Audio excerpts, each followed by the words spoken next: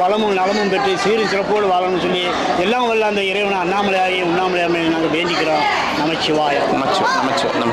இன்னும் நீங்கள் போக பாருங்க, வெறும் கூட்டமே இல்லை, சாதுக்களும் வருவாங்க, பொதுமக்கள் நிறையா. ரெண்டாவது பந்தி மூணாவது பந்தி வரைக்குமே கண்ட்ரோல் பண்ண முடியல. நிறைய பேர் சாமி திருப்தியான சாப்பாடு வந்து திருப்தியான சாப்பாடு, நல்ல தரமான வருவாங்க.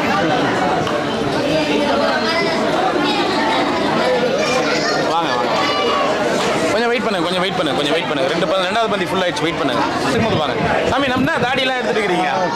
சரி வாங்க அப்போ இருங்க. அம்மா டேய் சேஷா,